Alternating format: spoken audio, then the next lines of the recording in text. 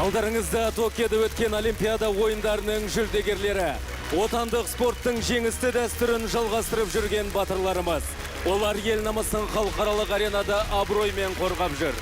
Дәл осы өрендеріміз әркез жеңіс тұғырына шыққан сәтте еліміздің көк байрағын желбіретеді. Біз осындай дарынды жастарымызбен мақтанамыз.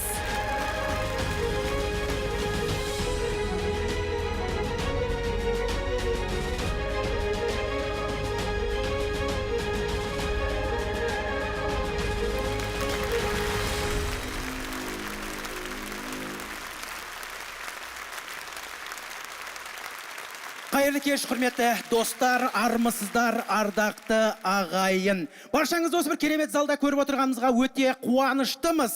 Қош келдіңіздер. Және де баршаңызды Қазақстан тәуелсіздігінің 30 жылдығымен шын жүректен құттықтаймыз. Мереке құтты болсын, ағайын. Добрый вечер. Здравствуйте, уважаемые дамы и господа, дорогие гости. Дәстүрлі алтын самға ұлттық спорттық жүлдесін тапсыру салтанатына қош келдіңіздер. Турсунбек совершенно точно подметил, что нынешняя премия приурочена к юбилею независимости Казахстана. А значит, мы не только подведем спортивные итоги уходящего года, но и оценим спортивные достижения нашей страны за 30 лет. Тем более, что олимпийское движение нашей страны – ровесник независимости. Қазақстанның спорт жылнамасы жыл сайын даңқты беттермен толығуда. Біздің атлеттеріміз түрлі жарыстарда жүздеген марапатты жеңіп алды. Жүзден аса әлемнің әр түкпірінде еліміздің туын биікке көтеріп, әнұранымызды шырқатты. Осындай жеңісті сәттерде бәріміздің жүрегімізді 100 мәрте мақтаныш сезімі кернеді. Дұрыс айтасың, расымен де осы алтын самғау жүлдесі өте қажетті, өте керемет. Қаншама спортшыларға мотивация беріп жатыр. Әрқайсының арманы шіркін осы сахнаға шығып, белгілі азаматтардың қолынан алтын самғауды алып, микрофонға өзімнің бір керемет жылы қуаныш сезімді білдіріп тұрсам деген арман. Арман орындалады. Өйткені бұл жүлдеге баршаңызда лайықсыздар. Сіздерге жеңіс тілейміз. Және де жеңіс тілей отырып, биылғы марапаттау рәсімінің ерекше форматта өтетінін атап өткіміз келеді. В этом году мы решили немного изменить формат церемонии. Не все спортсмены собрались на праздник в столице. Кто-то не смог приехать из-за сборов, кто-то из-за соревнований. Атлеты по зимним видам спорта продолжают бороться за олимпийские лицензии. Ну а мы приветствуем тех, кто весь вечер будет с нами на связи в студиях Алматы и Туркестана. Алматыдағы қонақтарымыз бен қатысушыларымызға қамқоршы болатын біздің әріптесіміз Гүлмира Дайрабаева. Сәлем, Алматы, көңіл күйлеріңіз қалай? Сәлем, Нұрсұлтан.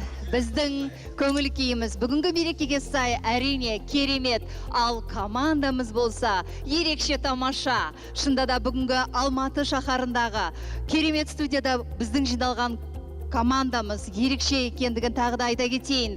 Біздің бүгінгі жүлдеге үміткерлер олимпиадашыларымыз. Олардың арасында гимнасттар Милат Карими, Нариман Құрбанов, каратистер Нұрғанат Ажғанов, Данияр Юлдашев, Мөлдір Жаңбырбай. Қошеметтеріңіз көп болсын, ағайын. Шында да біз әрине бәрімізде дауыс беру нәтижесін күтіп, кәдімгідей толқып отырмыз. Дегенмен де бүгінгі біздің спортшыларымыз нағыз жеңімпаздар екенін айта кетейік, себебі олар үздіктердің қатарында. Гүлмира, шыны керек, бізде мына жерде толқып отырмыз. Сіздер қазір қайдасыздар? Оля, керемет сұрақ. Шында да жаңа ғана қосылған көрермендер болса айта кетейін. Біз дәл қазір мынау декорацияның қасында тұрған жоқпыз. Бұл шынайы көрініс. Алматы шаһарында әдемі тікелей қосылымға қосылған жеріміз. Алматының ең көрікті, ең әдемі, нағыз көрікті жерлердің бірінде. Бұл Сұңқар халықаралық шаңғы трамплиндер кешені. Тамаша.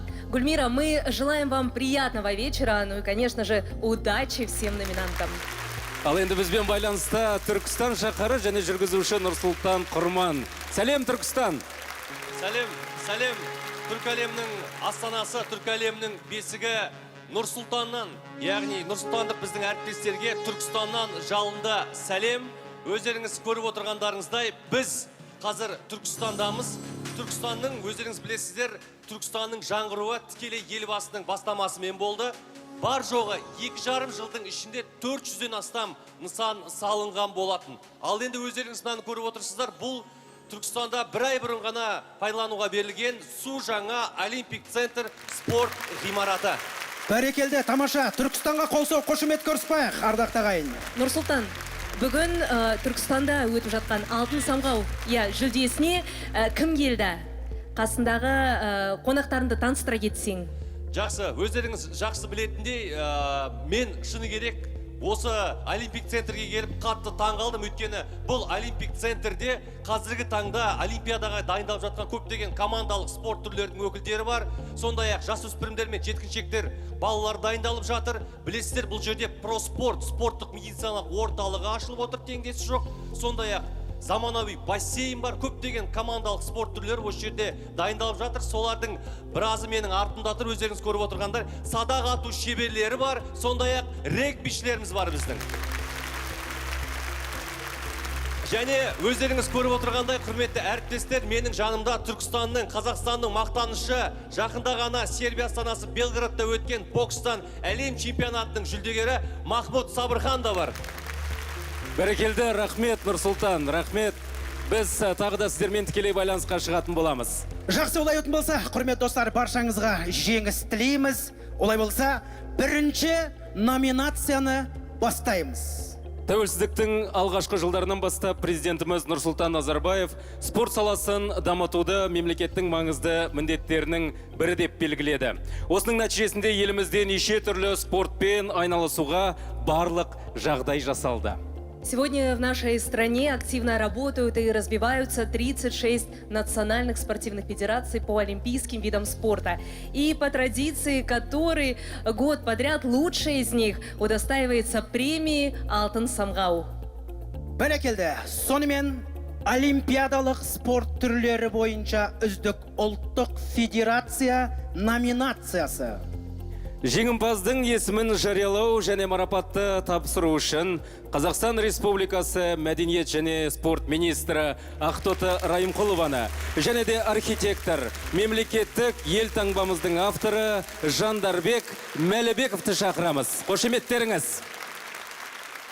Қайырлы кеш, құрметті спортшылар, құрметті спорт күйер жандар, құрметті Нұрсұлтан қаласының тұрғындары және қонақтар, жаңа ғана Түркістан қаласы және Алматы қаласы бізбен бірге осы кешке қонақ болып отыр. Ең алдыменен баршаңызды Қазақстан Республикасының тәуелсіздігінің 30 жылдық мерекесімен шын жүректен құттықтауға рұқсат етіңіздер. Қазақстандық спортшылар мен жаттықтырушылардың және жалпы спорт саласының үздік мамандары мен ұйымдарының сіңірген еңбегі мен жетістіктерін атап өту және олимпиадалық қозғалыс пен салауатты өмір салты идеяларын насихаттау мақсатында ұйымдастырылған дәстүрлі тамаша мереке бұл алтын самғау ұлттық спорт сыйлығы.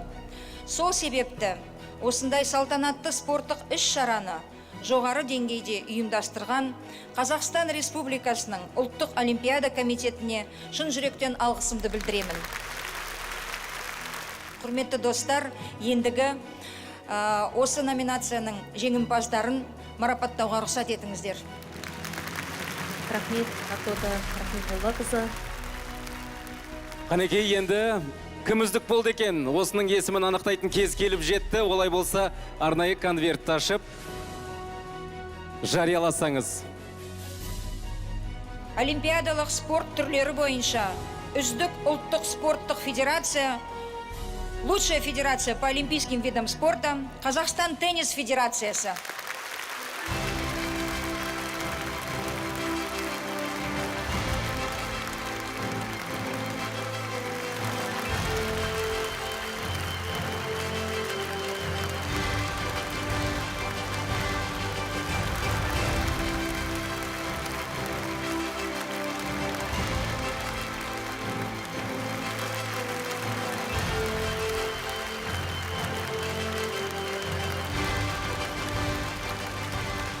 Жалпы менің ойымша біздің спортшыларымыз өздерінің жеңістерін әрдайым Қазақстанға арнайды. Бұл батырларымызды тәрбиелеп өсірген және де биікке самғатқан туған жерге шынайы ризашылық екені рас, иә? Әрине, олай болса, туған жерге арнау сахнада Джем Продакшн.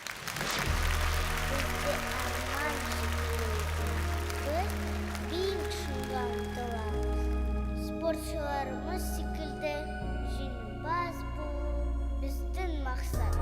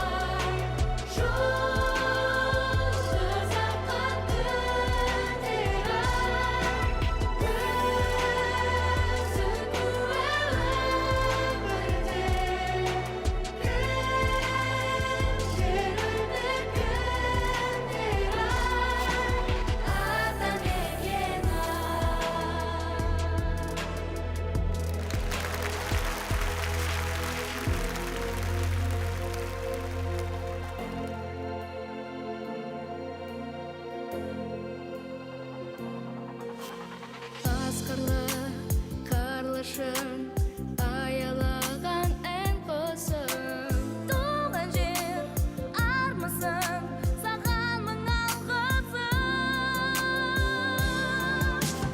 қан жерім қан елім ардақтағаным айтылым арманысың арман туған елім асқан менің шалғай күлім шағын жайған айлығым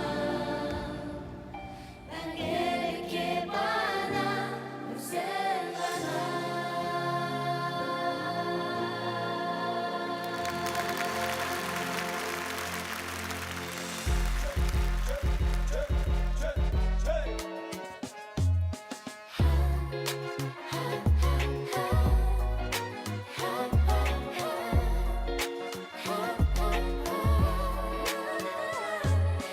өмірімнің мәні өлеңім жаққан нұр жасыл желегім мен өміріме өлеңіме сенемін сенем жайқаған нұр жасыл желегім ертеңнен де табыр көрегім мен ертеңіме сенемін сенемін бақытқа бастайтын жолға арманым жетелер алға тағдырдың тезіне көнемін ыстығы суығы қатар жаныма аяздай батар ғажайып ертегі сенем мен сенемін өз еліме нағыз қазақ елге бүркіт тығар еленеді ақ жолыған көрсе бізде қиындық жоқ көкте желбіреген жоқ көтеріліп биіктік аспанға жоқ құр басқа қиындық саған замандар қиын ағайын туыстар қолдау махаббат бар тек құдайға сыйын бәріміз ұмтылып шығайық жақсылық бар тек қазақ елінде туған қуаныштың шегі жоқ үлкен құшақпен қарсы алып сүйеді күмәнім жоқ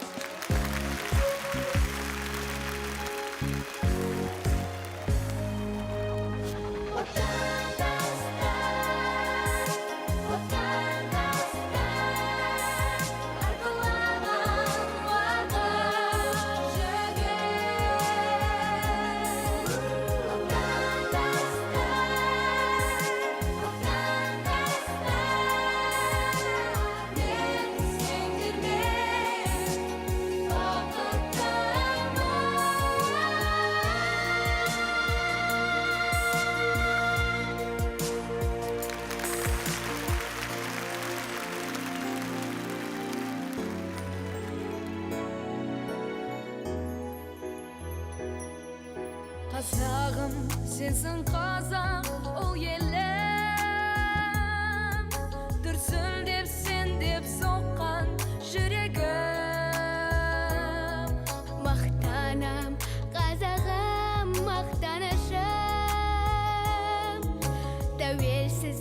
таңы атқан үшін.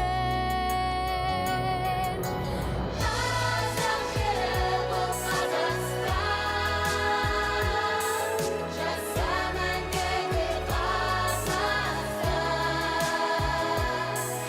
Келешекке туған елім менің, бола беріп тұр Қазақстан. Қазақ жері бұл Қазақстан, жаса мәңгіге Қазақстан. Келешекке туған елім менің, бола беріп тұр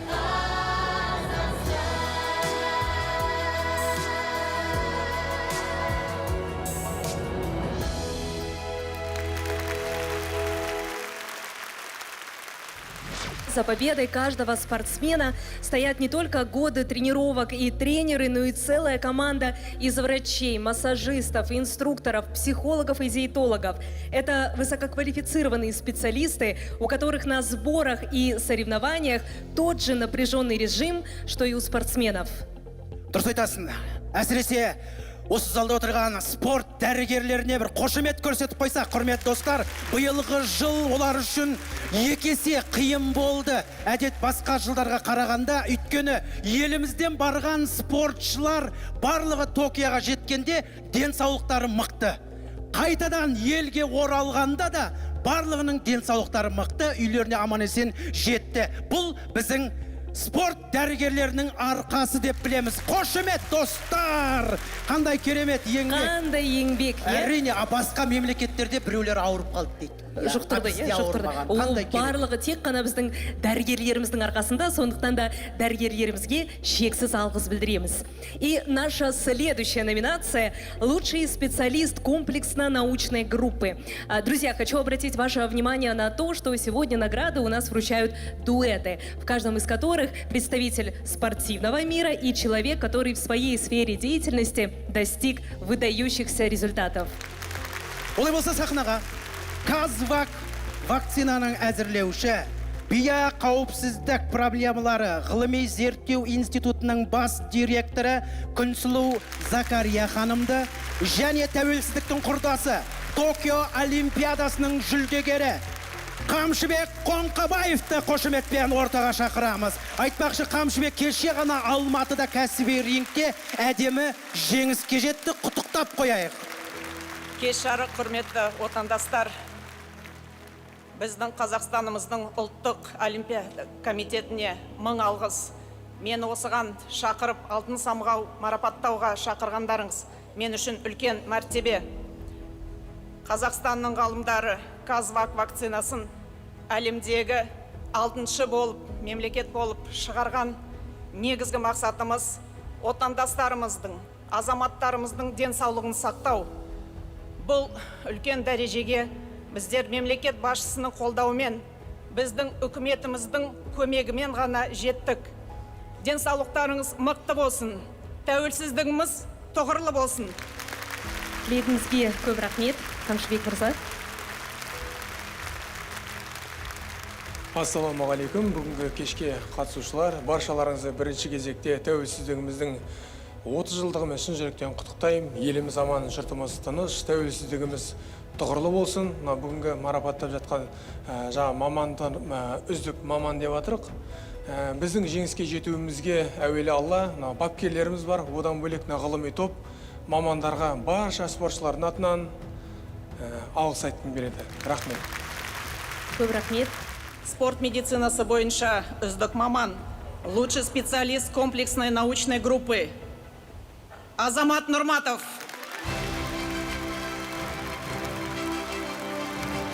Жүлде құтты болсын, Азамат. Рахмет, үлкен. Барлықтарыңызға осындай жүлдені бергендеріңізге үлкен рахмет, алғысым шексіз. Түркістанда жүрген себебім бізде жыл аяғы болса да оқу жаттығу жиын тоқтаған жоқ, спортшыларымыз дайындықтың үстінде, сол бойынша қазір жұмыс жасап жатыр. Менімен бірге жұмыс жасайтын бүкіл әріптестерім, спорт дәрігерлердің де еңбегі деп ойлаймын. Себебі өткен жылдағы болған пандемияға байланысты дәрігерлеріміз өте жақсы жұмыс көрсетті. Менің ойым олардың да жеңісі деп санаймын. Рахмет, кезек Нұрсұлтандық студия. Иә, бүгінгі біздің осы ұлықтаған жандарымыздың жүрегіне бүкіл әлем сыйып кететіндей қуаныштар кернеп тұр. Өйткені әлем біздің жүрегімізде деп аталады. Орындайтын сахнада Нұржамал Үсенбаева, Айгерім Ораз, Қарақат Башинова. Қарсы алыңыздар.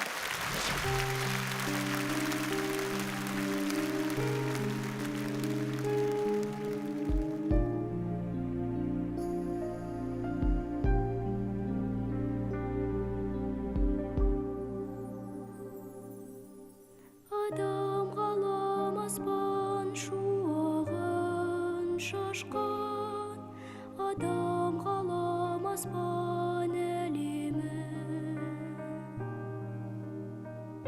Оларды еш құдірет бөлмеді, бұл өмір жаралған ғажап жалынды.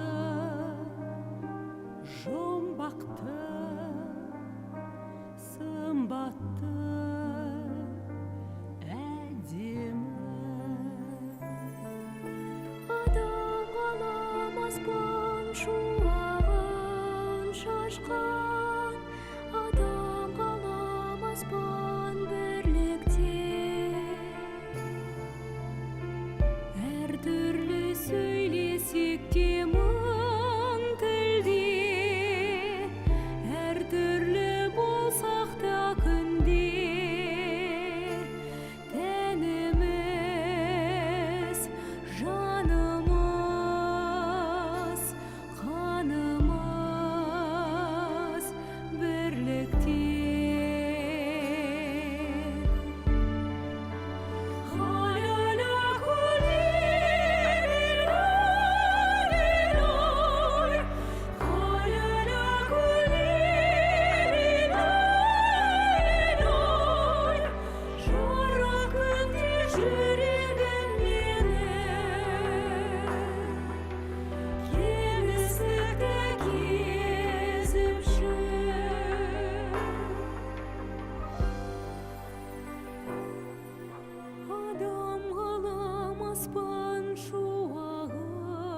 шашқан, адам ғалам аспан заманда.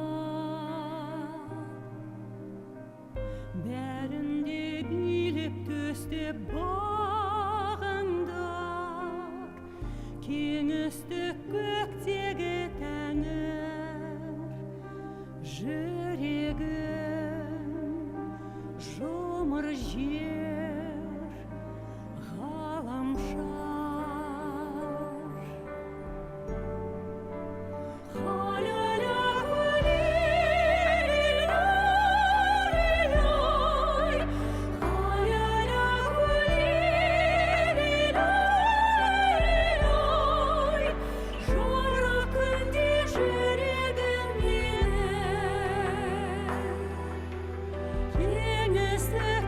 Yeah.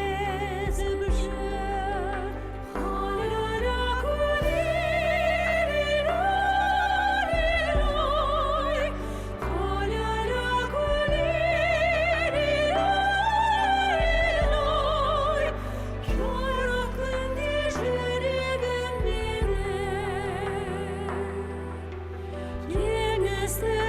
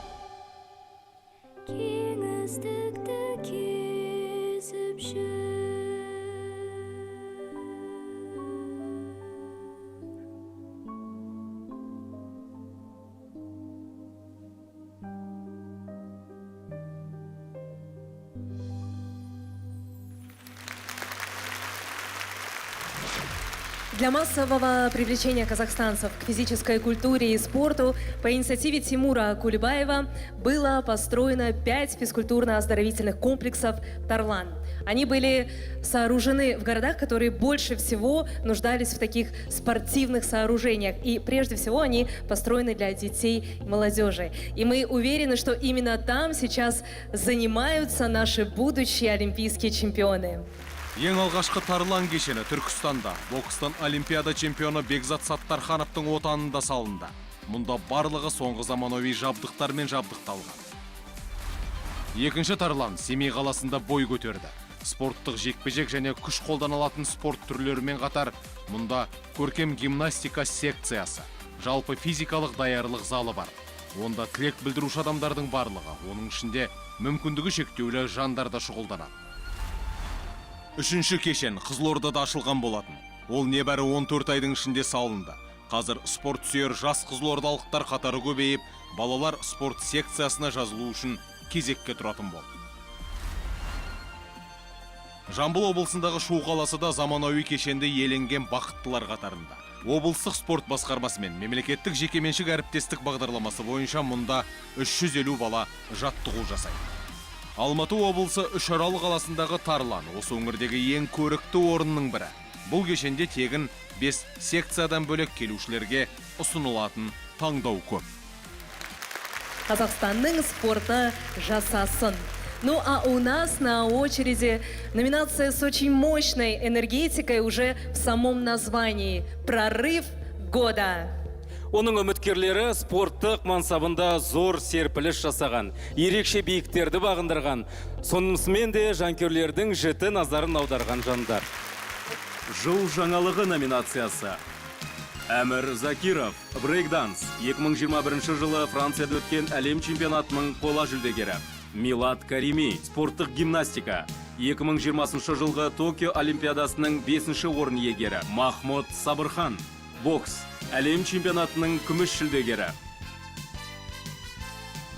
Нилуфар Раимова, әйелдер күресі, жастар арасындағы әлем чемпионатының жеңімпазы. Елена Рыбакина, 2020 жылғы Токио олимпиадасының 4-ші орын иегері. Анастасия Городко, фристайл могул, әлем чемпионатының қола жүлдегері.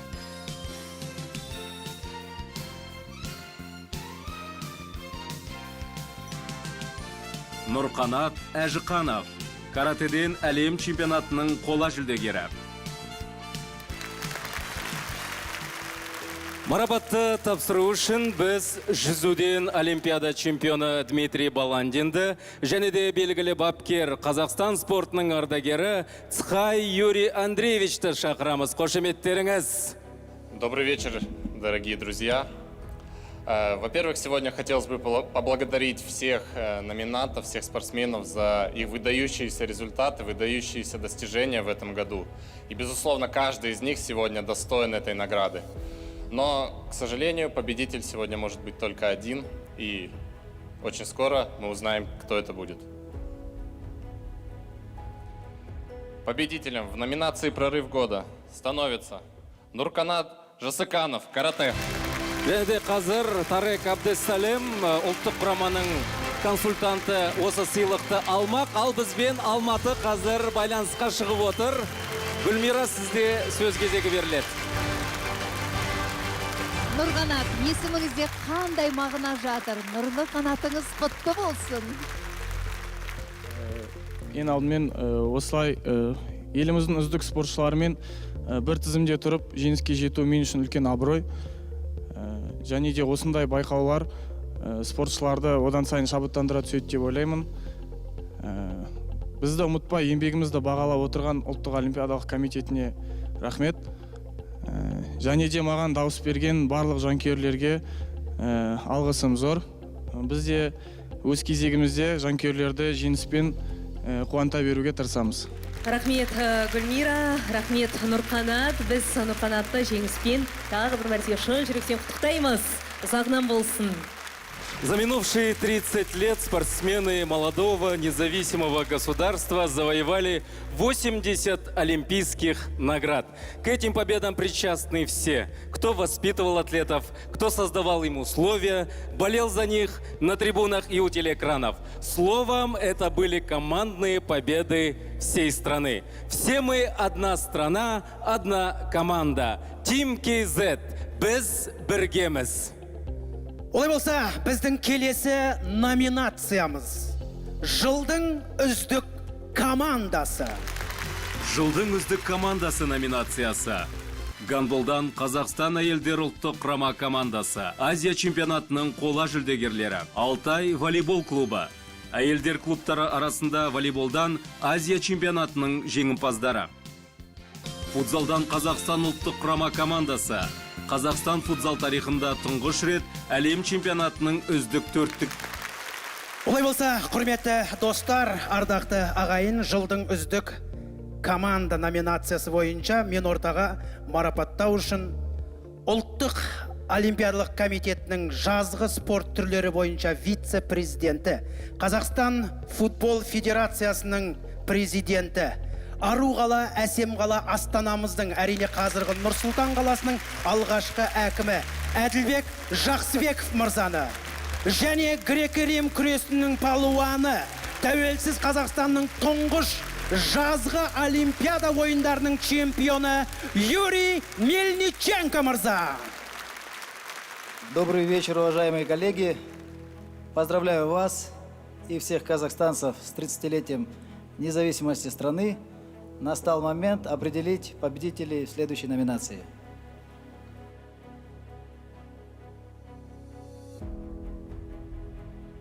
Сонымен жылдың үздік командасы кім болар екен? Итак, лучшая команда года Казахстан футзал командасы. Футзал командасы, құрметті достар! Награду получает главный тренер сборной по футзалу Паулу Рикарду Фигейра Сильва. Ваши аплодисменты!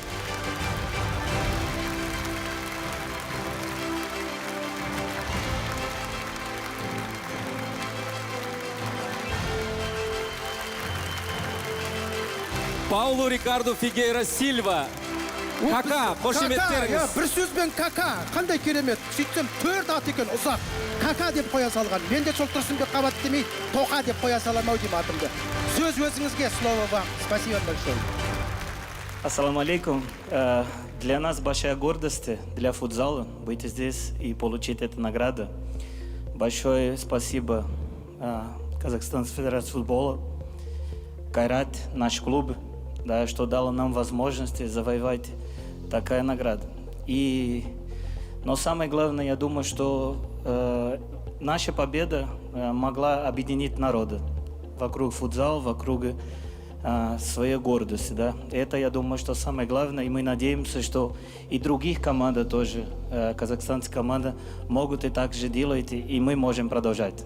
Вам большой рахмет. Кака мырза деген бір түрлі екен. Рикардо мырза, вы можете, как во время футбола, когда играли, вот так кричать? Бегите назад, быстрее! Берите назад, быстрее! Бәрекелді! Шапалақ қошемет, құрмет достар, футзалдан әлем чемпионатында үздік атанған бүгінгі осы алтын самғаудың иегерлері.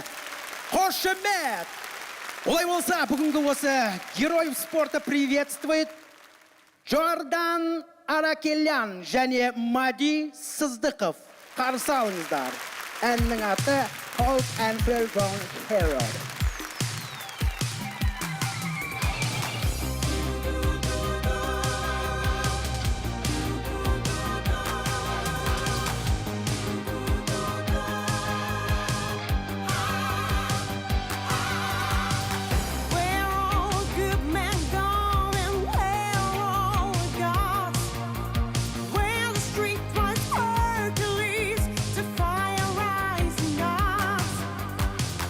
Isn't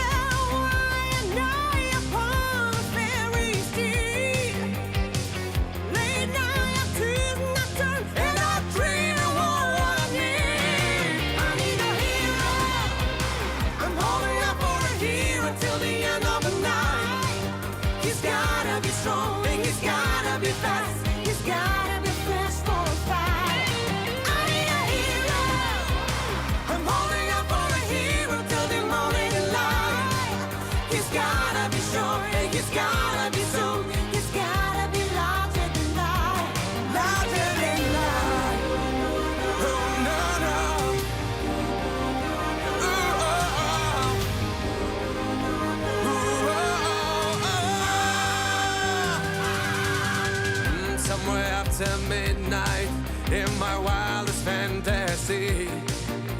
Somewhere just beyond my reach, summer reaching back for me. Raising up to thunder in the ride and with your heat. It's gonna take a Superman to sweep me up my feet. I need a hero. I'm holding up for a hero till the end of the night. He's gonna be strong and he's gonna be fast and he's gonna be fresh from the fight. I need a hero. I'm holding up for the hero till the morning light. He's gonna be strong and he's gonna be strong and he's gonna be large and alive, large and alive.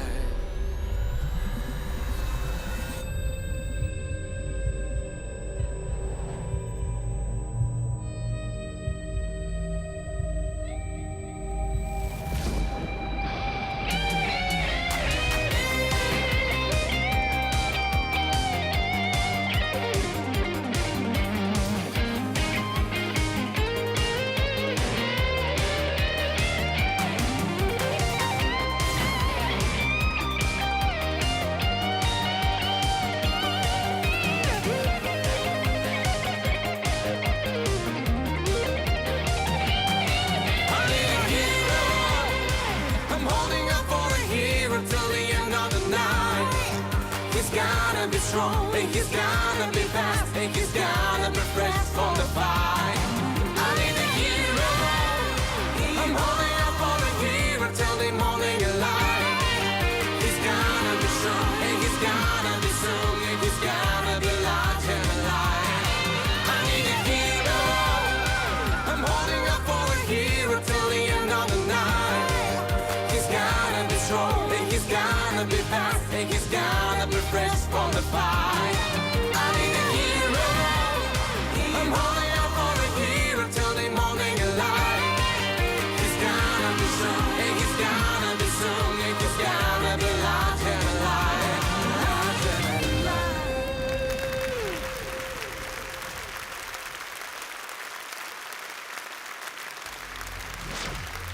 Герои следующей номинации заслуживают особого уважения, потому что их успехи – это не только проявление мужества, стойкости и упорства, это победа человеческого духа над превратностями судьбы.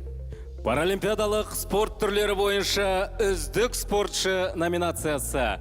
Бұл номинацияның марапатын табыстау үшін еліміздің ұлттық паралимпиада комитетінің президенті Қайрат Боранбаевты және де биылғы жыл мұғалімі ұлттық сыйлығының жеңімпазы Алла Буренкованы шақырамыз. С 30-летием хороший знак. Вы знаете, на следующий год у нас опять Олимпийский. Я хотел бы пожелать нашим спортсменам и нашим функционерам, включая меня, страсти, терпимости и настойчивости. И гордо нести флаг Казахстана на Олимпийских и Паралимпийских играх в Пекине. Спасибо всем.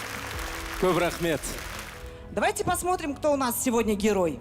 Под ваши аплодисменты. Давид Дегтярев.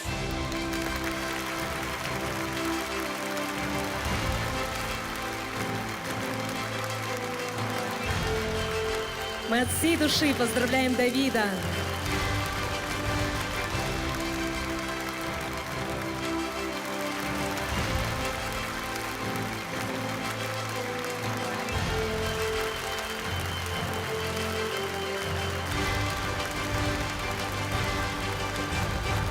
Да, спортсмены внесли огромный вклад в формирование международного имиджа страны. Это настоящие звезды. И премия «Алтын самғау» стала выражением всенародной признательности олимпийцам. Для вас поет Мархаба Саби.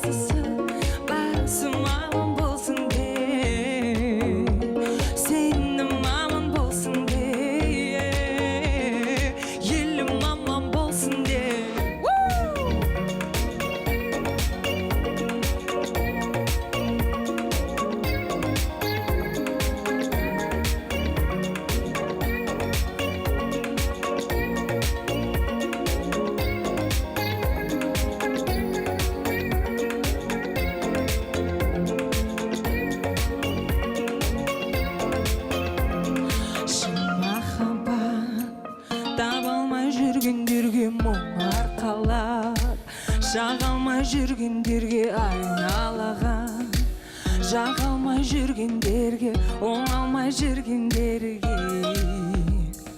амал таппай қиналып жүргендерге бір орында, айналып жүргендерге не істеймін деп ойланып жүргендерге айтарым тек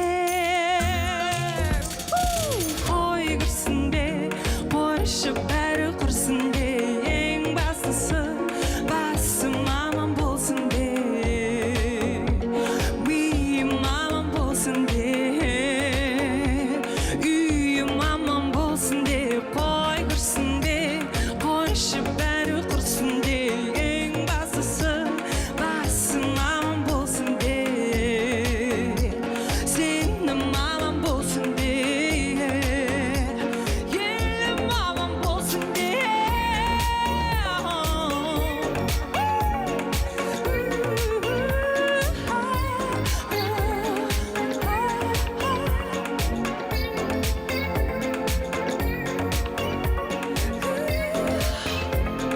Бұл әлемді оғалмай жүргендерге бауыр жазып, шаба алмай жүргендерге тығырыққа, шынымен тірелгендерге, ол арманына жете алмай жүргендерге, жоғарыға өте алмай жүргендерге, ойлағанын ете алмай жүргендерге айтарым тек қой күрсінбе, қойшы бәрі құрсын де, ең бастысы басым аман болсын де, миым аман болсын де, үйім аман болсын де, қой күрсінбе, қойшы бәрі құрсын де, ең бастысы басым аман болсын де, сенім аман болсын де, елім аман болсын де.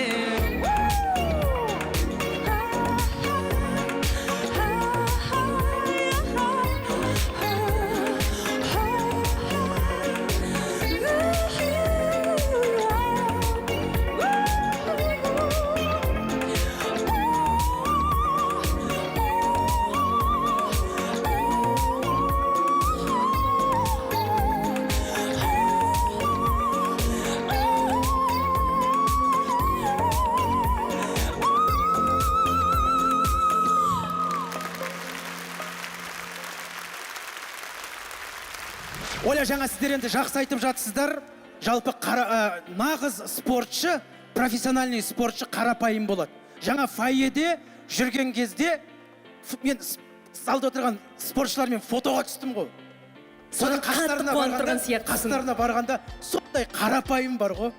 Кәдімгі андай бір спортсмендер сияқты емес, экономический форумға келген секілді адамдар секілді. Негізі қымбатты достар, шыны керек, мен Тұрсынбекті енді талай көптеген іс-шаралардан көріп жүрмін. Тұрсынбектің осындай бақытты болып тұрған бірінші рет көру. Сен ойлашы, бүкіл спортшыларымыздың арқасы болса керек. жұлдыздарын бір залда көру, ол керемет қой бұл деген. Және де ал білесің бе қандай спортсмендер өзін жүйіп жүреді? Боксқа 2 ай қатысқан, бір күреске 3 ай қатысқандар спортивке алып өмір бойы күреске қатысқанмын ғой деп жүреді. Ал нағыз ол чемпионат мира, олимпиадаға қатысқандар әрқашан ол қарапайым, жүректері нәзік, сондай бәрі керемет. Вообще негізі олимпиадаға барғым келеді бар ғой, білесің бе? Білмеймін енді. Вообще арманым бар ғой. Әсіресе ана открытие олимпиада болады ғой. Не дейміз енді? Сол кезде вообще кәдімгі неге спортқа қатыспадым? Армансыз адам қанатсыз құс бетпейді. Әрине бар ғой. Вообще олимпиадаға барғым келеді бар ғой. Арманың орындалсын. Мына жерде енді Тимур Асқаров. Жібереміз бе Тұрсынбекті олимпиадаға? Маған бар ғой, вообще мен спортқа ештеңе қатыспаймын. Спортсмендердің настроениесін көтеріп, маған тек ана басында открытие болған кезде ана Казахстан дейді ғой жаңағы. Сол кезде жаңа туды ұстап бүйтіп шығып жатқанда артында спортсмендер жалаумен шығып жатады ғой. Бір круг жасап, сол моментте бүйтіп жүріп, ары қарай 2 круг жасасам болды. Ары қарай могу массажист болайын спортсмендерге. Могу жаңағыдай, білмеймін енді, костюмер бірдеңе, повар ма, настроениесін көтеріп. Тимур Асқаров, қалай ойлайсыз? Идея. Маған Куда готовиться? Пекин или Париж? Пекин. Да, я вообще-то Пекин хочу. Потому что зимний курткалар бар ол жақта. Вообще качественный қойшы олимпийский курткалар. А в Астане знаешь погода қандай екен. Олай болса менің де барғым келеді. Әзіл ғой, әзіл. Өйткені бар адамның арманы Олимпиадаға бару. Следующая номинация – это дань благодарности наставникам наших паралимпийцев. Олай болса келесі номинация, құрметті достар, лучший тренер паралимпийских спорта. Награды победителю вручат Зульфия Габидуллина, паралимпийская чемпионка, капитан паралимпийской сборной Казахстана, и Берег Имашев, президент Федерации современного пятиборья, председатель Центр избиркома Казахстана. Всем добрый вечер. Я рада присутствовать на этом мероприятии. Я хочу поздравить всех наших олимпийцев и особенно паралимпийцев с окончанием в Токио соревнования, где наши ребята старались полностью выкласться и победить на Паралимпиаде в Токио. Спасибо нашим тренерам, руководству НПК за то, что они в нас верили. Лучший тренер паралимпийского спорта Жандос Киянов.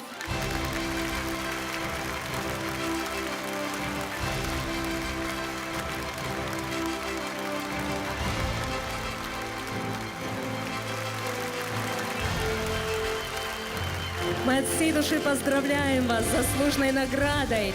Спасибо за то, что вы делаете. Я бы хотел добавить к словам Зульфии, что, наверное, здесь много действительно чемпионов сидят. Я не знаю, что их первый успех это начинается с того, что когда они попали к хорошему тренеру. Поэтому я желаю нашей стране, чтобы в нашей стране очень было много великих тренеров, а в стране, где почитают ветеранов и уважают тренерский труд, спортивные достижения неизбежны. Казахстан жасасын.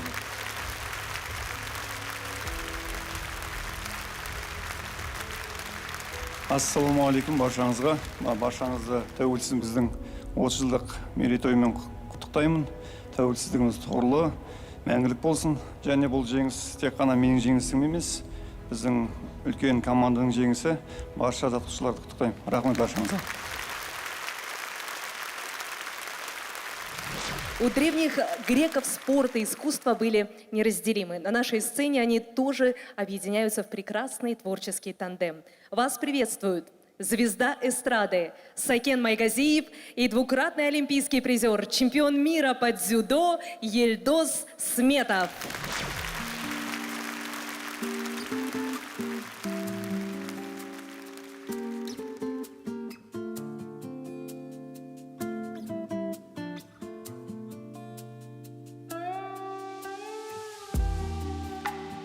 Sağınıp жүрмін әлі де сені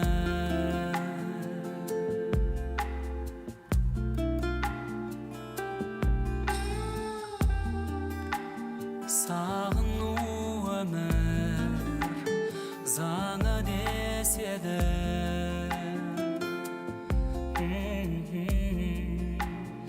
Аңсап өткенді қанша көктемді шығарып салдың қимай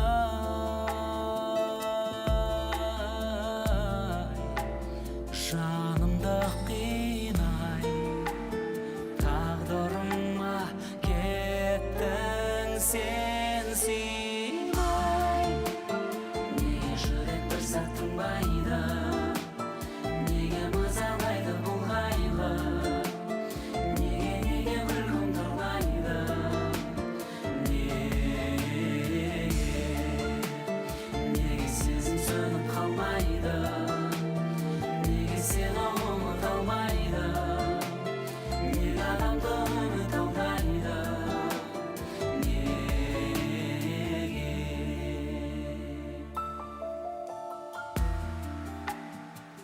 Әзірге аман жаралы бірақ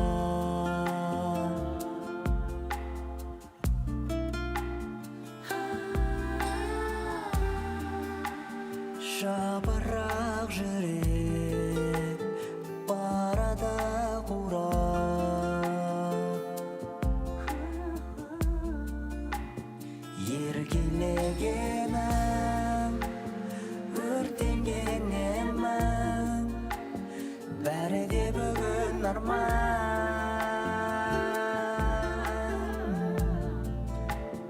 Азапқа салған ақ құсымсың, алыста қалған. Неге жүрек бір сәт тынбайды, неге бозалайды бұл қайғы, неге күлкім тұрлайды,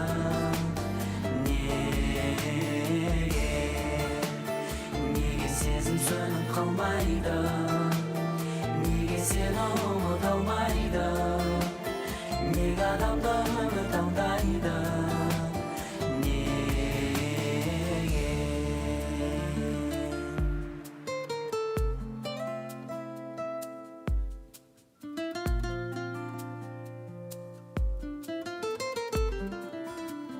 қол жетпес арман, ақ құсымсың, алыста қалған. Неге жүрек бір сәт тынбайды, неге мазалайды бұл қайғы, неге күлкім нұрлайды,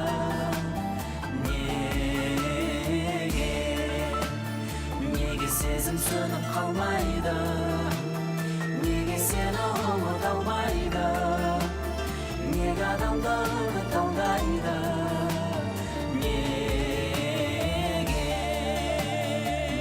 жүрек бір сәт тынбайды, неге мазалайды бұл қайғы, неге күлкім нұрлайды,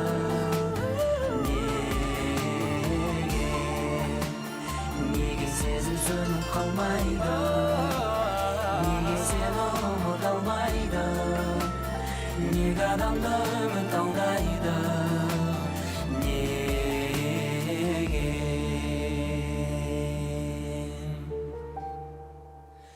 сағынып жүрмін.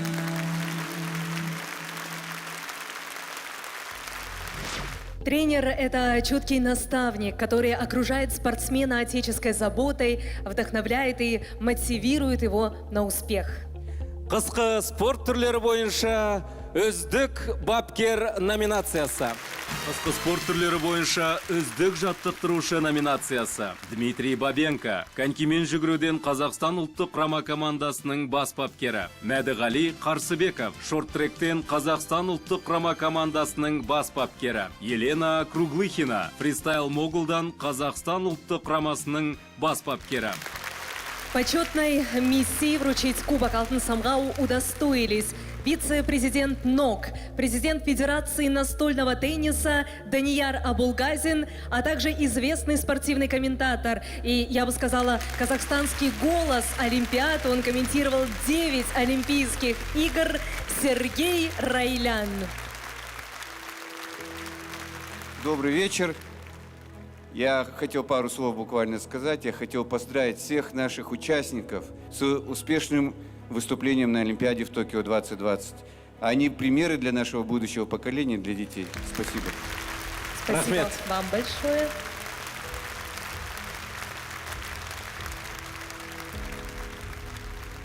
Добрый вечер. Совсем скоро предстоят в Пекине зимние Олимпийские и Паралимпийские игры. И я уверен, что наша с вами поддержка наших спортсменов, которые сейчас по всему миру на соревнованиях бьются за олимпийские лицензии, поможет нашим спортсменам показать в Пекине их лучшие результаты. А лучшим тренером года по зимним видам спорта становится самый опытный вот из того списка, что был представлен, Мадыгали Карсыбеков. Мы приглашаем президента Федерации конькобежцев Андрея Линника. Ваши аплодисменты. Қысқы спорт түрлері бойынша жылдың үздік бапкері Мадыгали Қарсыбеков және де қазір марапатты осы федерацияның президенті алуда. Друзья, чуть больше месяца отделяет нас от главного спортивного события будущего года – зимней Олимпиады в Пекине. Наши спортсмены в эти самые дни борются за олимпийские лицензии, участвуя в этапах Кубка мира. Олимпиада құрамасының мүшелері қаңтар айының ортасында біліктілік турнирлері аяқталған соң белгілі болмақ. Біз ақ Олимпиадаға іріктеуге қатысатын спортшыларымызға тек қана сәттілік тілейміз. Олимпиадалық ойындар елдер мен құрлықтарды тұтастырады, шекараларды жояды, мәдениеттерді жақындастырады. Бәлкім біз Бейжіңде Қытай тілінде шырқалған қазақ әнін естейтін боламыз. Кім білет, сахнада Шаба Әлденқұлқызы. Қарсы алыңыздар.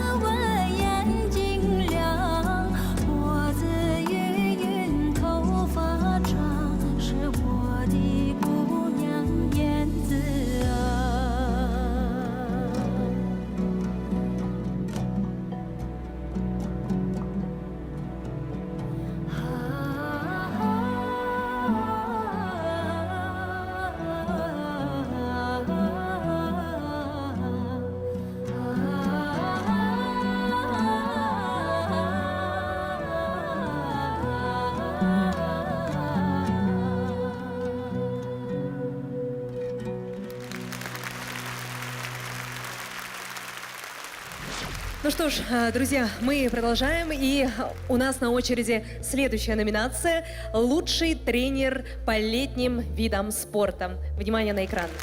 Жазғы спорт түрлері бойынша үздік жаттықтырушы номинациясы. Мырзағали Айтшанов, бокстан әлем чемпионы, Токио Олимпиадасының қола жүлдегері, Сәкен Бибосыновтың жеке жаттықтырушысы. Ғалымжан Жылгелдиев, дзюдодан 2016 жылғы Рио Олимпиадасының күміс жүлдегері, және 2020 жылғы Токио Олимпиадасының қола жүлдегері Елдос Сметовтың жеке жаттықтырушысы. Александр Ким, спорттық гимнастикадан Қазақстан ұлттық құрама командасының бас бапкері. Григорий Ким, садақ атудан Қазақстан ұлттық құрама командасының бас бапкері. Асқар Молдағали, каратеден Қазақстан ұлттық құрама командасының бас бапкері. Для вручения наград премии мы приглашаем на сцену олимпийского чемпиона Серика Сапиева и председателя правления акционерного общества «Самру-Казына» Алмасадама Саткалиева. Қош келдіңіздер. Сөз кезегі сіздерде. Көп рахмет. Құрметті қауым, келе жатқан тәуелсіздік күнінмен құттықтауға рұқсат етіңіз. Уважаемые участники, гости церемонии, от имени фонда «Самрук-Казына» разрешите поздравить руководство профильного министерства, Олимпийского комитета, Паралимпийского комитета, руководство спортивных федераций, членов спортивных федераций, тренерские штабы, спонсоров, фан-клубы и, безусловно, спортсменов, наших казахстанских спортсменов, благодаря самоотверженному, упорному труду которых наша республика занимает самые высокие места на спортивных пьедесталах мирового уровня. С праздником вас, коллеги! Спасибо большое. Жазғы спорт түрлері бойынша үздік жаттықтырушы. Лучший тренер года по летним видам спорта. Мырзағали Айджанов.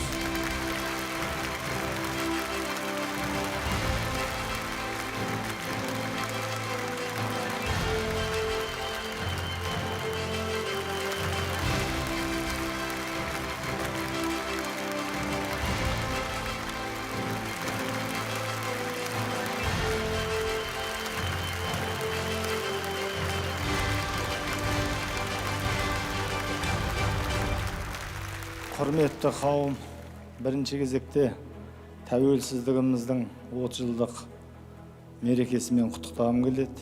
Еліміз тұғырлы және мәңгі болсын дегім келеді. Ал жалпы биылғы жыл өте тартысты жыл болды. Олимпиада ойындары өтті. Келесі жылы Пекинде өтетін қысқы Олимпиада ойындары бар. 2 жылдан кейін келетін Париж Олимпиадасында еліміздің спортшыларына сұңқар сияқты биіктен самғап, еліміздің туын желбіретіп, 3-4 рет әнұранымызды ойнатып, Парижден абыроймен қайтуды Алла Тағала нәсіп етсін дегім келеді. Рахмет. Олай болса, қазір ортаға бір топ шақырғымыз келіп отыр. Қандай топ екен? Баршаңыздың құрметіне 91.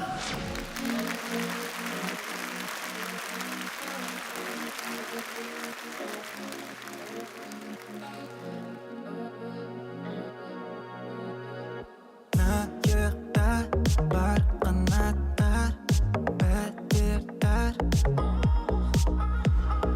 Яқин бірақ өмірің біреу ақ, пәтеріңді қират. Шорт сен бос десе, шаттылай кесе, тола деп сен. Жүрсең күмәнсің, жүрегің серік, көмектесер.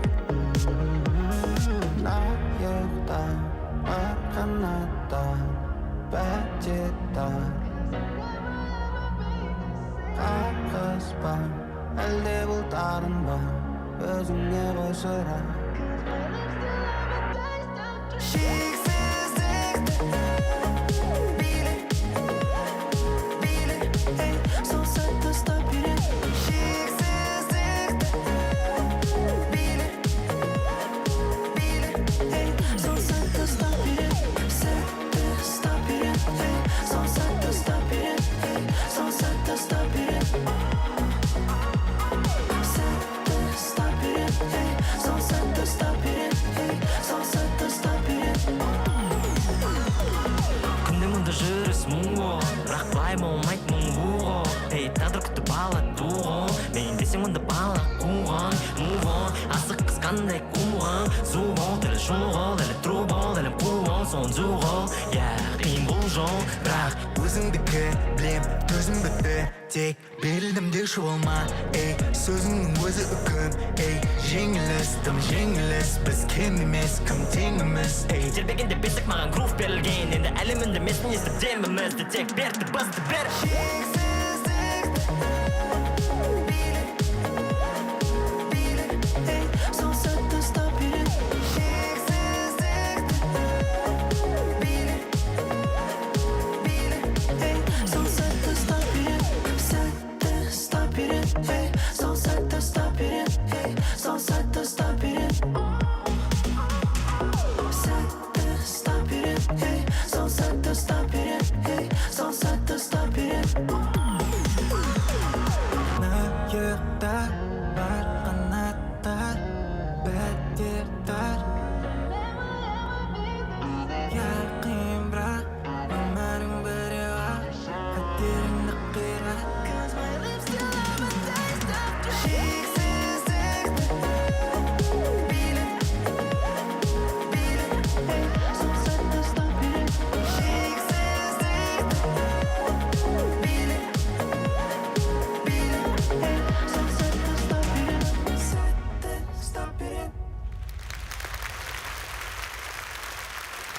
Ел тәуелсіздігінің спорттағы жетістіктерін нәтижелей келе, біз барлық спортшыларымыздың атынан Қазақстан президенті Қасым-Жомарт Кемелұлы Тоқаевқа елбасы тұңғыш президентіміздің жасампаз эстафетасын қабыл алып, бұқаралық спортты, спорттық инфрақұрылымды дамытуға орасан зор қолдау көрсетіп отырғаны үшін алғыс айтқымыз келеді.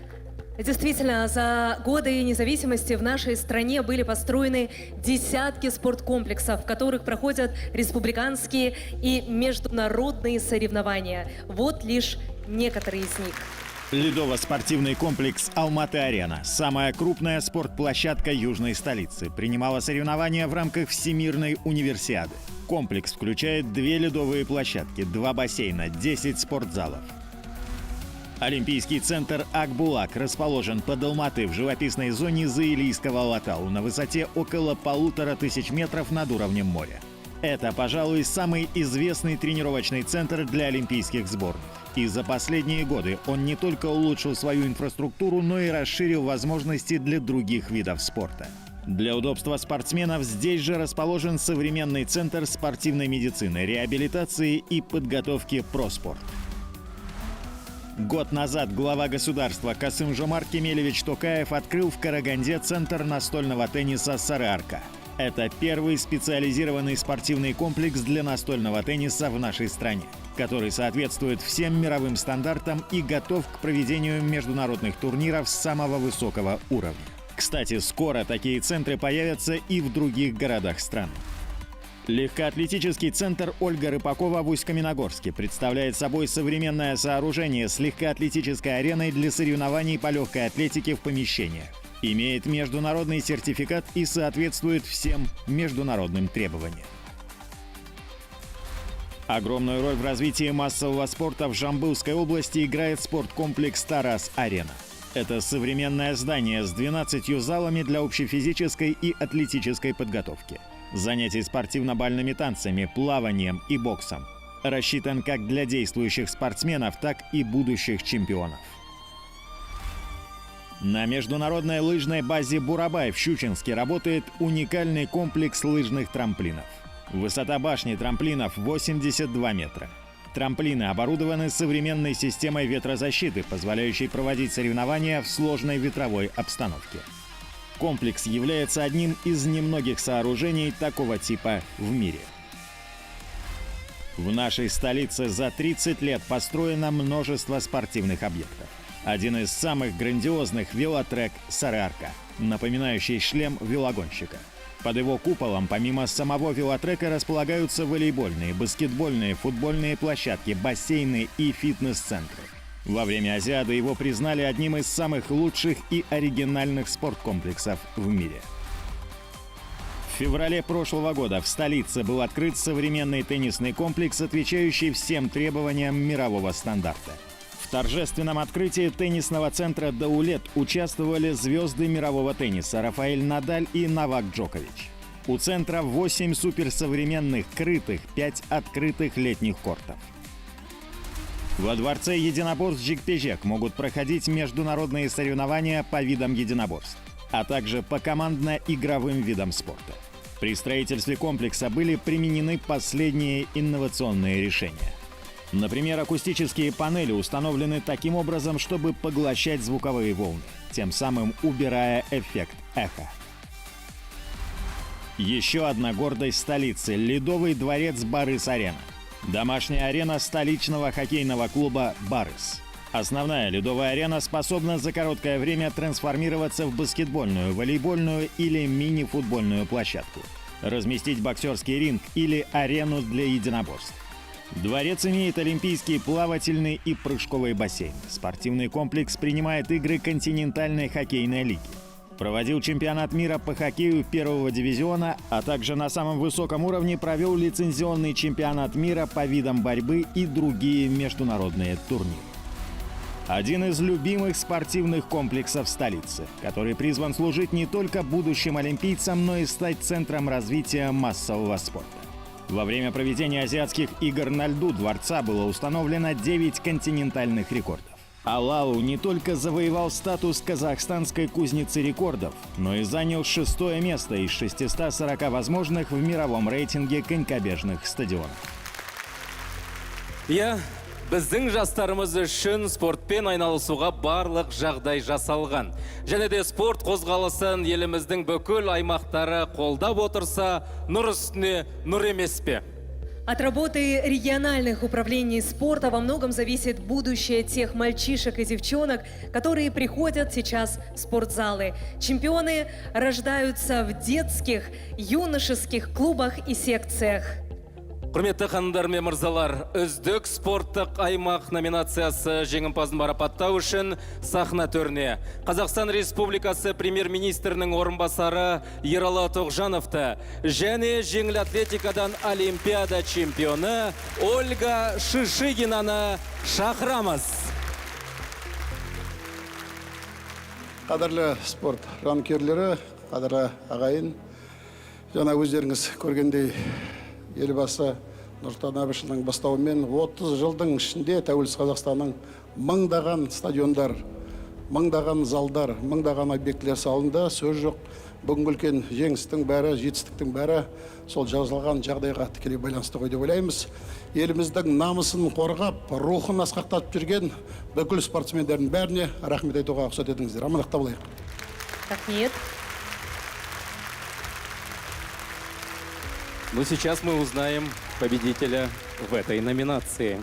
И самый лучший, наверное, спортивный у нас регион, ну, конечно, Алма-Ата. Поздравляю!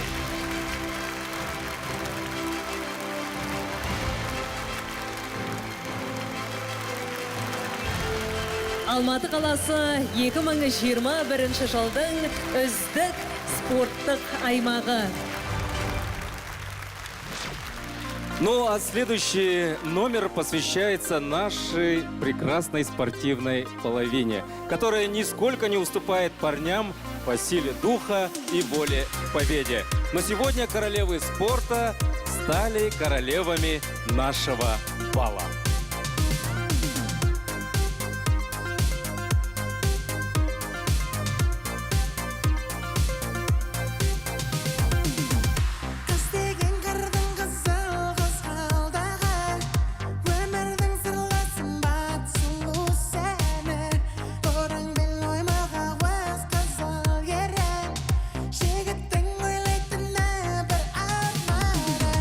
Қыздардың теңдесі жоқ бір азы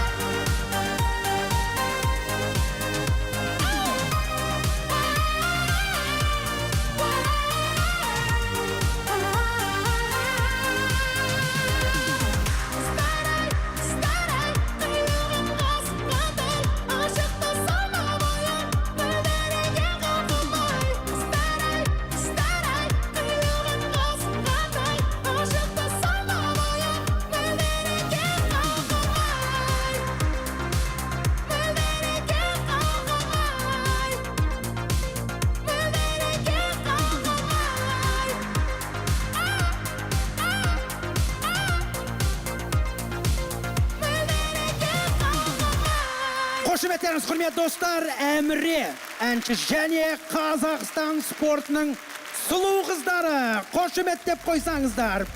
А у нас на очереди номинация «Лучший спортсмен по зимним видам спорта».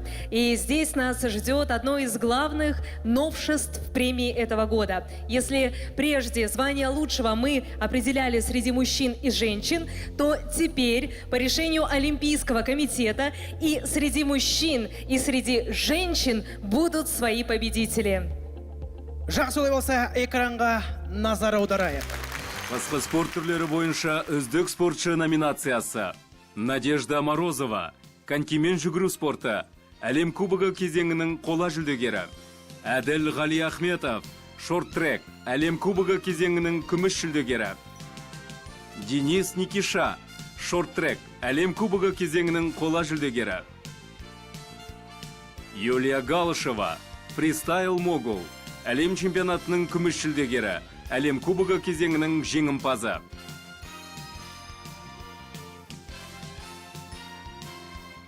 Жамбота Алдабергенова, фристайл акробатика, әлем кубогы кезеңінің жеңімпазы және жүлдегері. Павел Калмаков, фристайл могул, әлем чемпионатының қола жүлдегері. Бәрекелді, олай отын болса, жеңімпазды қазір анықтайтын боламыз. Ал жеңімпаздарға марапатты тапсыру үшін 71-ші Кан кинофестивалінің үздік актриса атағын жеңіп алған Самал Ислямовадан. Друзья, вместе с Самал награду должен был вручать один из сильнейших лыжников мира, наш олимпийский чемпион Владимир Смирнов. К сожалению, из-за ковидного карантина он не смог приехать из Швеции, но прислал свое видеоприветствие. Внимание на экран. Дорогие друзья, спортсмены, тренеры, руководящий состав, я от души поздравляю вас с этим прекрасным спортивным праздником. Этот праздник очень близок к нашему 30-летию независимости и суверенитета Казахстана. Я очень рад и горд, что я был рожден в Казахстане, все мое становление прошло в Казахстане. И я также реализовал все свои спортивные реалии, спортивные мечты. Одна казахстанская пословица говорит: птицу в небо поднимают крылья, а человека мечта. Поэтому я вам всем, спортсменам, те, кто получили сегодня премии, поздравляю и желаю, чтобы вы дерзали, чтобы вы ставили перед собой новые цели и достигали их. Всего вам хорошего. Самал ханым, сөз өзіңізге және үздікті анықтайық. Қайырлы кеш. Сегодня в этом зале звезды Олимпиады разных времен. И, конечно же, я хочу воспользоваться случаем и, конечно же, сказать спасибо огромное. Я всегда смотрю Олимпиаду и за ваш труд, за вашу волю к победе, за ваши победы. Спасибо огромное. Конечно, эти эмоции, которые мы вместе с вами испытываем, мы не забываем никогда. Поэтому спасибо вам огромное. Спасибо вам, Самал. Вы тоже подарили казахстанцам потрясающие эмоции своей победой. И давайте объявим победителей. Қысқы спорт түрлері бойынша үздік спортшы, лучший спортсмен года по зимним видам спорта Денис Никиша. Эту награду также получает Андрей Линник, президент Федерации конькобежцев.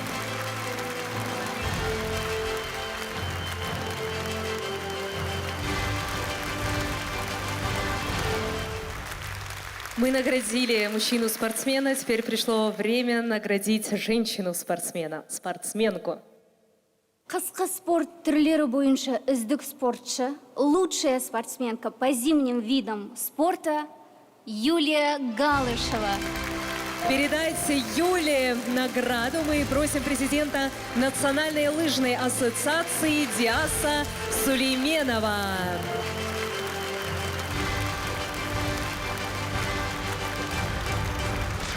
Как и в любом деле, в спорте важна преемственность. Мастера делятся профессиональными секретами с теми, кто пока еще только мечтает о спортивных высотах. Единение поколений на нашей сцене.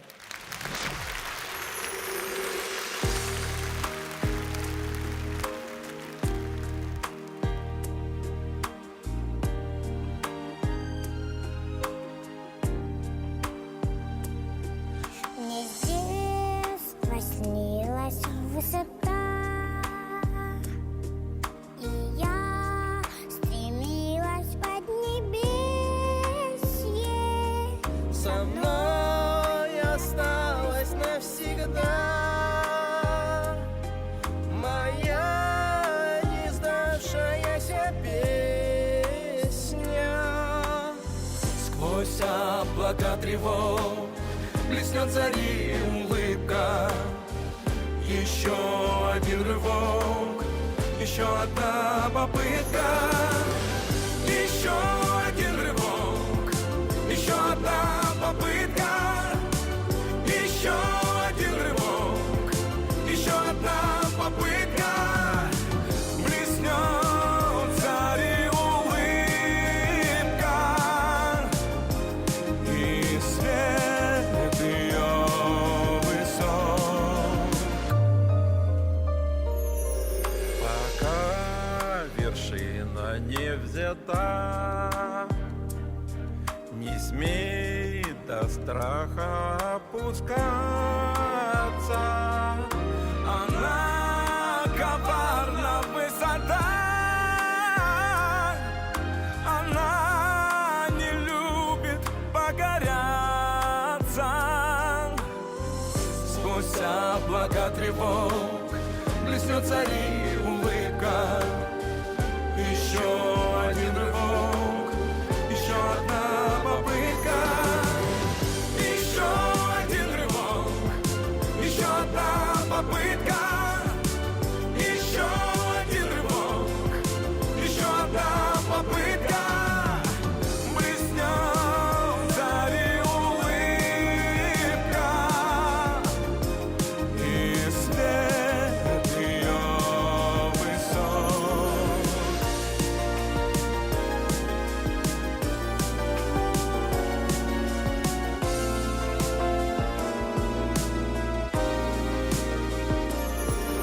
На свете выше высоты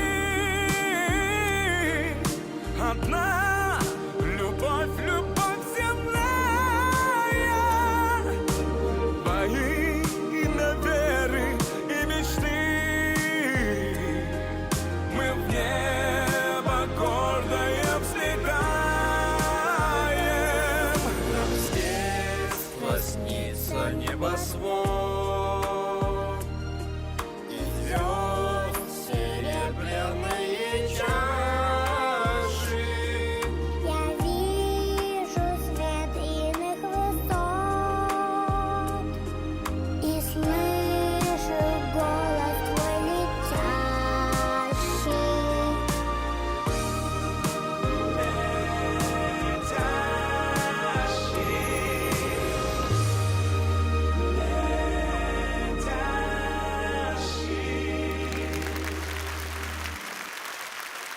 Марсель и представители 3 спортивных поколений. Лейсан Карабаева, художественная гимнастика.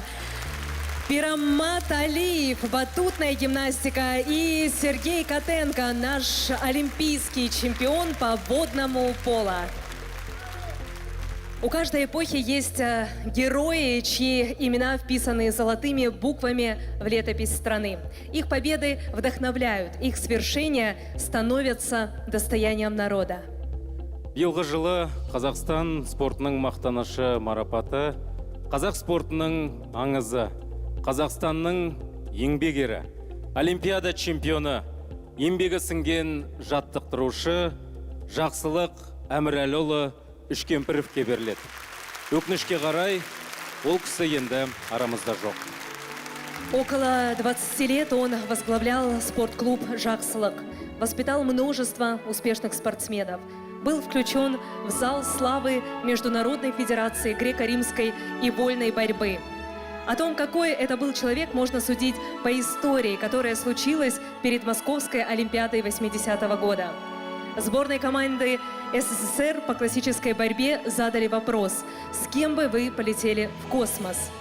10 сильнейших спортсменов сборной написали свои ответы на бумаге.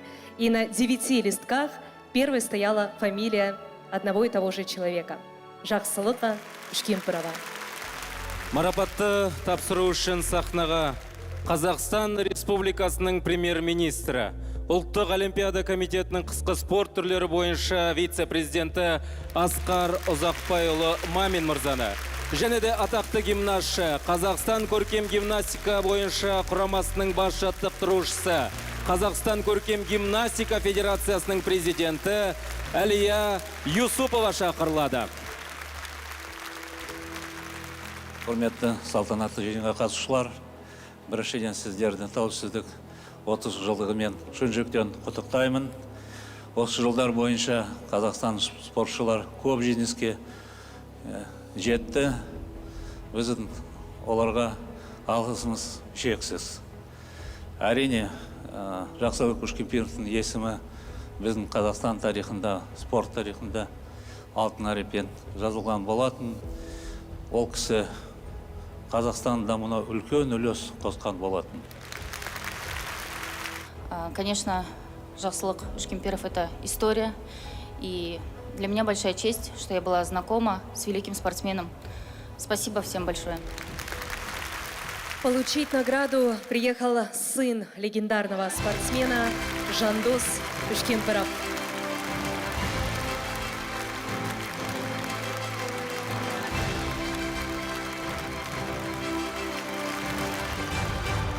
Құрметті қонақтар, спорт сүйер қауым, құрметті еліміздің жанын беріп, терін төгіп, көк байрағымызды жоғары көтеріп жүрген батырларымыз, сізді шын жүректен құттықтаймын бүгін үлкен мерекемен. Келе жатқан 30 жылдық тәуелсіздік мерекеміз құтты болсын. Ушкемпировтердің әулетінен үлкен алғысымды айтамын. Келе жатқан әкемнің арманы, келе жатқан 2024-тегі Париждегі жазғы Олимпиада ойындарында күрес түрінен еліміздің Олимпиада чемпиондары көп болсын. Әкемнің арманы орындалсын. Рахмет үлкен сіздерге. Әттең ардагерлеріміз де азайып барады. Әйтсе де олардың артында ісі қалды, шәкірттері қалды. Аға буынның даңқты есімі мен жүрегімізде олардың жаққан шамшырақ ешқашан өшпейді. Друзья, к сожалению, за 3 минувших десятилетия мы потеряли много замечательных спортсменов, тренеров, руководителей спортивных организаций. Но все они остались в наших сердцах.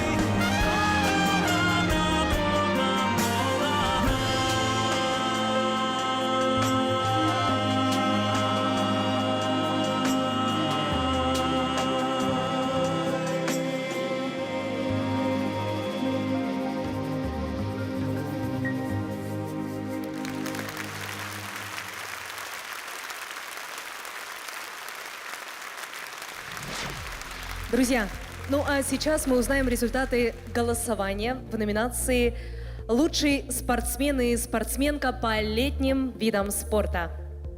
Экранға зер салайық.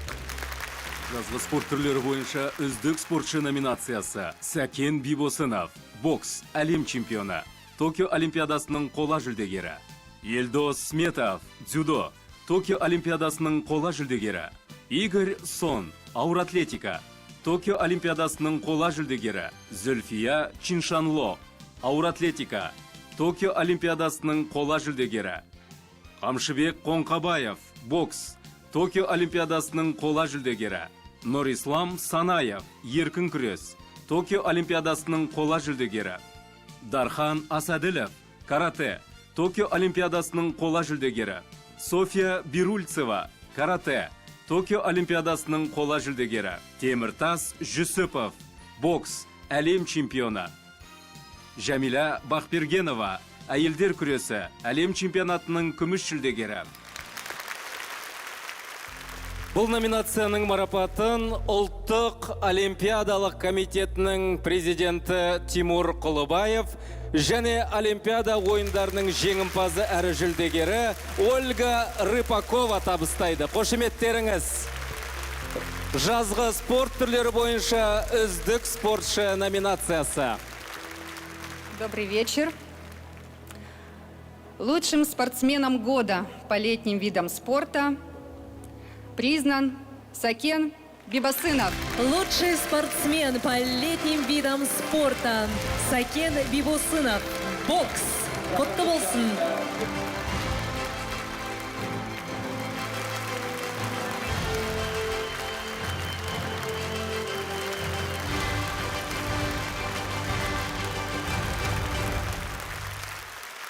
А теперь мы узнаем имя лучшей спортсменки.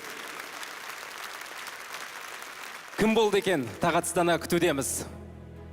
Добрый вечер, дорогие друзья.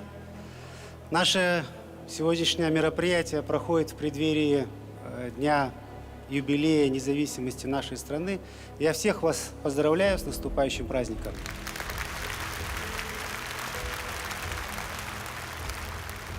Я хочу поздравить всех номинантов, победителей национальной спортивной премии. Мы гордимся успехами наших спортсменов, мы гордимся победами наших спортсменов.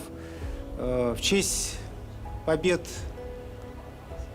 поднимается знамя независимого Казахстана, звучит гимн нашей страны. Мы все гордимся вашими успехами. Вы являетесь кумирами для наших детей. Мы желаем вам крепкого здоровья, счастья, удачи и новых побед. Лучшей спортсменкой по летним видам спорта Софья Бирульцева.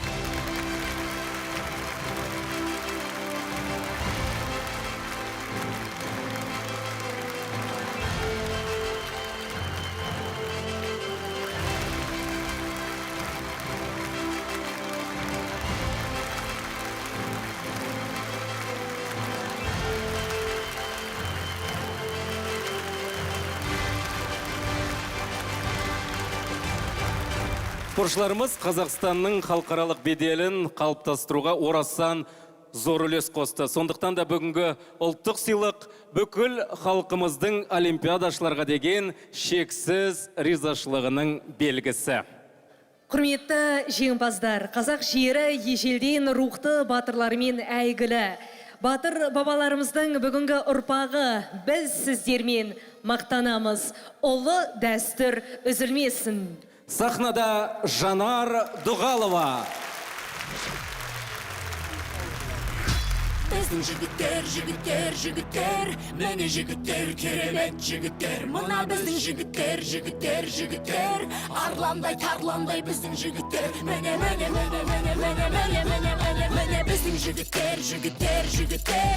Міне жігіттер, керемет жігіттер. Мына біздің жігіттер, жігіттер, жігіттер. Сегіз қырлы бір сырлы біздің жігіттер. Міне біздің жігіттер, жігіттер, жігіттер. Міне жігіттер, керемет жігіттер. Мына біздің жігіттер, жігіттер, жігіттер. Арландай, тарландай біздің жігіттер. Міне үлкен кіші алыс жақын туыс бауыр ағайын. Шын көңілмен мен сіздерге айтамын. Қазіргінің жігіттері толайын. Біздің жігіттерге жырдан асыл алға тағайын. Таныс әлде бейтаныс па бәрібір. Үлкенге де кішіге де сый құрмет сәлем бір. Өз ана тілін қастерлеген ардақтап, таныта білген бір сырымен сегіз қыр. Қазағымның жігіттері кейде қарапайым жігітке тән сән жыр жазайын. Байсалдылық, сабырлық жігітке сән, кейде жібермес намыс бар дос бауыр ағайын. Ей арулар, қадірлеңдер жігіттерді, бұл жігіттер жалғамақ үміттерді. Мұз боп қалған жүректі жібітеді, жазып қалған көңілді үркітеді. Туған туыс жақыннан алыс кетіп, сапқа тұрып сарбаз болып әскер көтіп, борышын өтеп адалдық намысымен, қуаныш пен сағыныштың желі ес.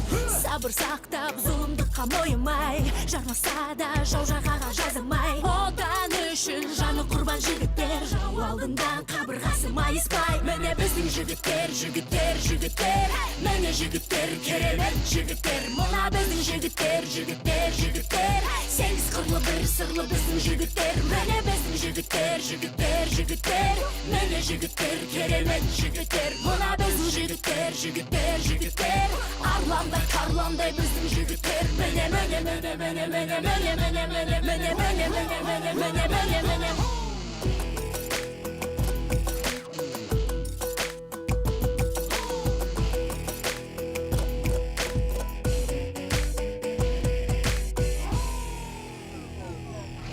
Алматының жігіттері арлан екен, Талды қорған жігіттері тарлан екен. Тараздың жігіттері жайсаң болса, Қарағанды жігіттері қайсар екен. Шымкенттің жігіттері шымыр болса, Атыраудың жігіттері арман екен. Өскеменнің жігіттері өрей болса, Ақтөбенің жігіттері алып екен. Жезқазғанның жігіттері жез таңдай, Қызылжар жігіттері кең маңдай. Зайсанымның жігіттері білекті, Семей жігіттері болаттай.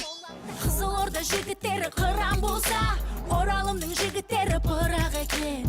Ақтауымның жігіттері асыл болса, Астананың жігіттері жомарт екен. Көкшетаудың жігіттері көсем дейді, Қостанайдың жігіттері шешен дейді. Аягөздің жігіттері төре болса, Түркістанның жігіттері имам дейді. Павлодар жігіттері бапшы екен, Нарынқолдың жігіттері сақшы екен. Тыңдаушы құлақтарға алтын сырға, жігіттерім сегіз қырлы бір сырлы екен. Міне біздің жігіттер, жігіттер, жігіттер. Міне жігіттер, керемет жігіттер. Мына біздің жігіттер, жігіттер, жігіттер. Сегіз қырлы бір сырлы біздің жігіттер. Міне біздің жігіттер, жігіттер, жігіттер. Міне жігіттер, керемет жігіттер. Мына біздің жігіттер, жігіттер, жігіттер. Арландай, тарландай біздің жігіттер. Міне, міне, міне, міне, міне, міне, міне, міне, міне, міне, міне, міне, міне, міне.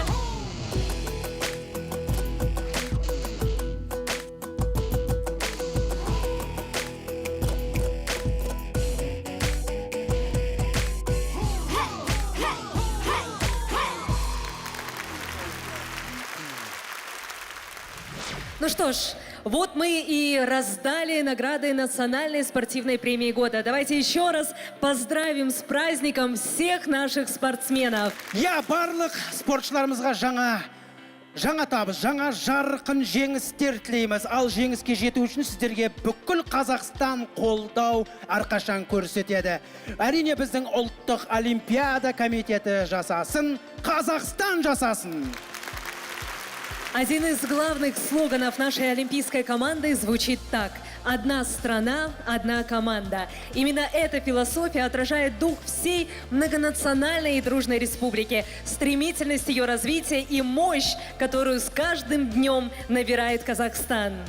Біріміз бірге, бір үйдің баласындай, бір қолдың саласындай болып, күш-жүгерімізді біріктіргенде ғана болашақты бірге құрамыз. Ең асқақ армандарымыз орындалып, жаңа рекордтарды бағындырамыз. Қазақстан тәуелсіздігінің 30 жылдығы құтты болсын. Сүйікті отанымыз мәңгі жасай берсін. Және де алтын самғаудың 2021 барлық осы жеңімпаздарын шын жүректен құттықтаймыз. Құтты болсын.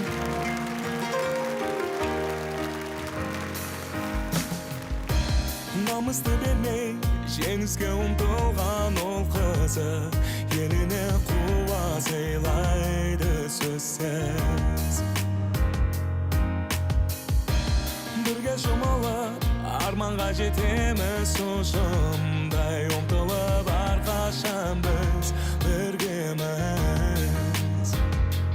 Жетуге қалды бір ғана қадам, жеңісіңе тек тайма жолыңнан артқа шегін